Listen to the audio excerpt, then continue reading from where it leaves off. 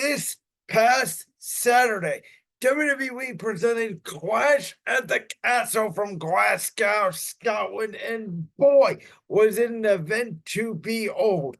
Let's kick things off with the first match of the night, which surprised me that they put this match with this high stakes to kick off the night, but it was the undisputed WWE Championship match between a desperate AJ Styles, and of course, the champion, the American Nightmare, who was obviously over that Glasgow crowd. We saw him surfing with the fans at the kickoff show the night before, the American Nightmare, Cody Rhodes.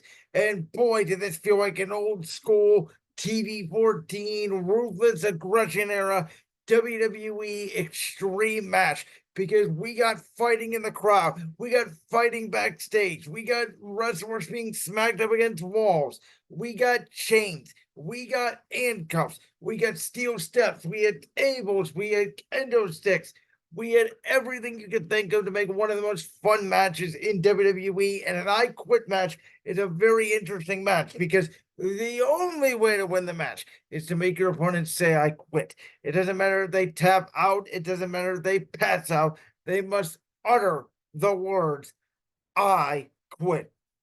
And the WWE used this to their advantage very well. We even got blood from both men as AJ Styles and Cody Rhodes were busted open. We had some incredible high spots, which would go to the phenomenal one, hitting a brain buster on the undisputed champion on the announce table. We had, of course, AJ Styles going after Mama Rhodes, and Mama Rhodes slapping the hell out of AJ Styles.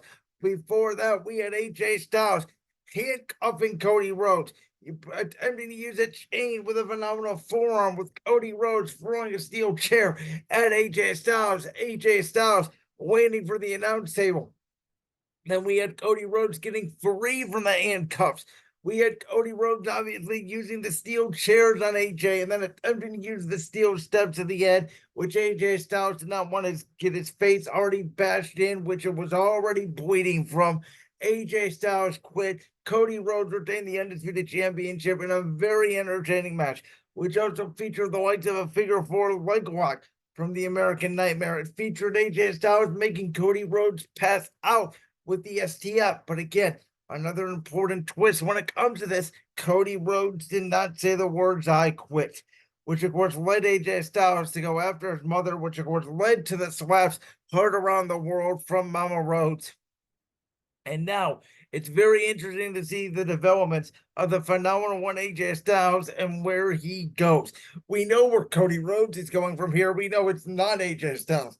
We know it is Solo Sikoa, Tonga Wawa, Tommy Tunga, and the new bloodline, as it does look like Cody and Solo are set to match up at Money in the Bank, while Kevin Owens and Randy Orton deal with the other, what I call bloodline intruders. And I think in Toronto at Money in the Bank could be where we see the return of the undisputed champion Roman Reigns, because Solo Sikoa is going to try to do what Roman Reigns could not do, and that is stop the American Nightmare Cody Rhodes, who's obviously so used to the bloodline. He has history with them, as we know, but Solo is going to try to do what Cody couldn't do. Roman Reigns may return.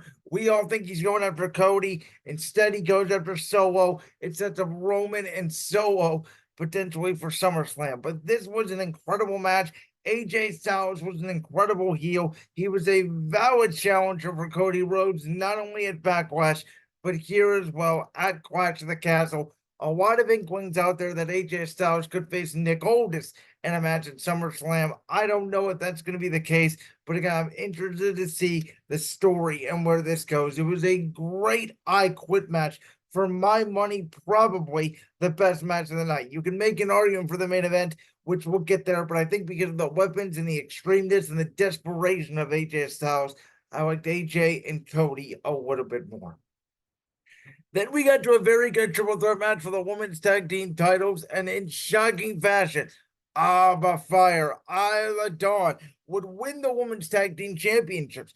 Now, I speculated on this when I made my predictions last week. I had said that there is a chance that Bianca and Jay do lose the titles without being involved in the decision. It's why WWE would book a triple threat match. I said I kind of felt like WWE would not let Scotland go with none of their, people walking out as champions, though I thought it was certainly a high possibility. I did not think they'd want to break up this Bianca and Jade tag team that quickly. I did not think that they'd be in position for a SummerSlam feud, but it looks like that's where we're going. I'm interested to see who the heel in this will be because, well, Bianca's very popular with the fans. So is Jade Cargill as well. So the question is, who turns on who first? But I thought all six women had an incredible showing. Shayna Baszler showing the signs of battle from her, NXT battles in the past couple of weeks. Bianca Belair did a nice spot where she put a knee right into the back of Shayna. Jade Cargill had a slip up on the top rope, which they acquitted to the Heat in Scotland. Jade recovered nicely with a couple of spine busters, but Abba Fire, Iowa Dawn in the right place, right time. After Jade and Bianca would hit their finisher, Iowa Dawn would suplex Jade Cargill, and then obviously in Shayna Baszler to win the match and become the new WWE Women's Tag Team Champions. Again, I questioned whether or not with Alba Fire only being on TV the last couple of weeks, and WWE was willing to give them a shot with the Women's Tag Team Championships. The answer to that was yes, and we'll see where this goes because you guys know my feeling on the Women's Tag Team Championships, that there's not a great division for it. And I'd prefer to see a women's mid-card championship, but WWE has done a better job, I would say, over the past 6 months at building up the women's tag division.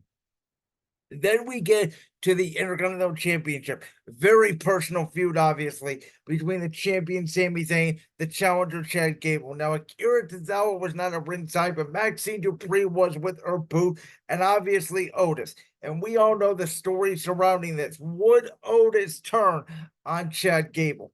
And the answer is yes and no, because this was a drama-filled match. This was a very mat wrestling-based match, but most of the match was based off of would Otis turn on Gable. And I thought Sami Zayn and Gable and Maxine and Otis, everybody involved, did a great job. There was a great spot where, Gable would go for the ankle lock. He had the ankle lock on Sami Zayn on the barricade after locking it in on him earlier in the match in the ring.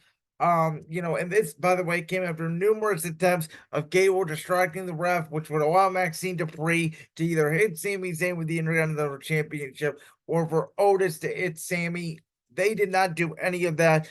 Otis clearly conflicted, and there was a spot where Gable had Sami Zayn in the ankle lock on the outside, and Sami Zayn would counter the ankle lock. Gable would go right into Maxine Dupree, essentially hitting her with a chop block.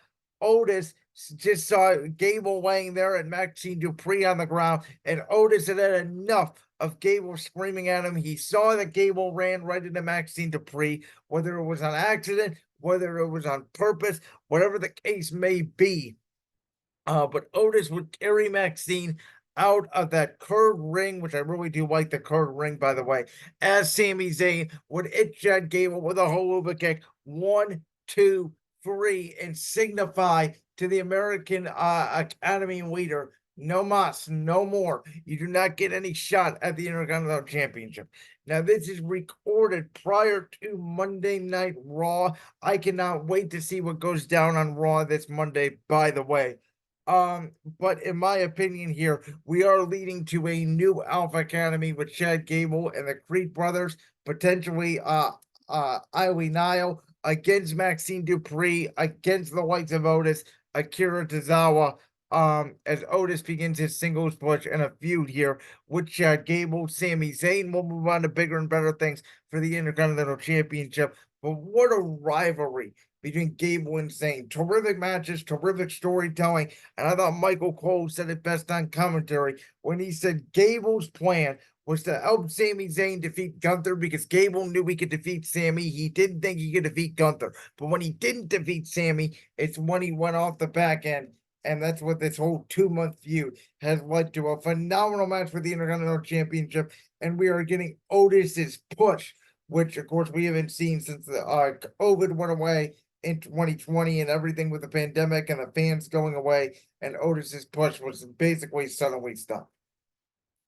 Then we get to the women's championship match, which the best part of this match, know why for me, is after Chelsea Green got ejected from ringside and she came down in the Rey Mysterio mask and tried to act like a different person. Chelsea Green was arguably the MVP of this match, and it's nothing against Bayley or Piper Niven. Obviously, the height and size difference made it a little bit up for Bayley. A nice crucifix driver. They called Bayley the mother of adaptation. Corey Graves said it on commentary, which I thought is a great nickname for Bayley. And Michael Cole said it that she's probably a first ballot Hall of Famer with all her accomplishments and the ability to adapt. And even after Bayley to Billy from the top rope, even after the elbow drop, it took an innovative cruiser driver and Piper Niven. She did at one point in a nice Mizunoku driver. She got a 2 count though on Bayley, and that was it from there.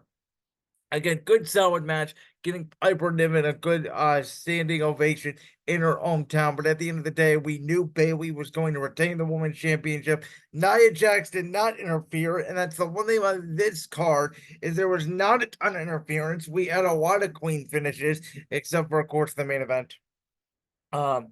But in the end, we know Bayley and Nia Jax, except for my hometown, which I will be there, SummerSlam, Cleveland, Ohio. Bayley will defend the women's championship against the Queen of the Ring. And then we get to the main event, which with the Scotland band behind him, Drew McIntyre and the entire country, seemingly of Scotland, ready to take down our champion who stuck to his word. The Judgment Day would not interfere as they were banned from ringside. I thought there was a chance that even though they were banned from ringside, Dom would come out, Liv Morgan would come out, but it looks like we're saving that on TV for now, as in this sort of new post-WrestleMania era of WWE PLEs, we are in the case where we have 5 matches, 3 hours in length. You know what to expect. And TV, and storylines are what's going to really draw you to the PLEs for the big payoff. And that's what we're seeing here. And Damian Priest had a really scary moment early in this match, something that I have never seen before, where he would do his move, where he would go over the top rope, but his leg got caught literally, it looked like in between the middle and the top rope. I thought for a second he was going to have a concussion. He landed really wrong on his head. Just an absolute brutal spot. I thought maybe his leg would be broken, which it was injured. You could see he was limping on for most of the matchup. Drew McIntyre did a great job at improvising, doing the championship show, punching Priest a little bit, helping him obviously get his leg free. And then from there, we got a Seth Evans choke slam from Priest. We got a Claymore into the barricade by McIntyre. We got a queen-ass Claymore to Damian Priest, which he did kick out at 2.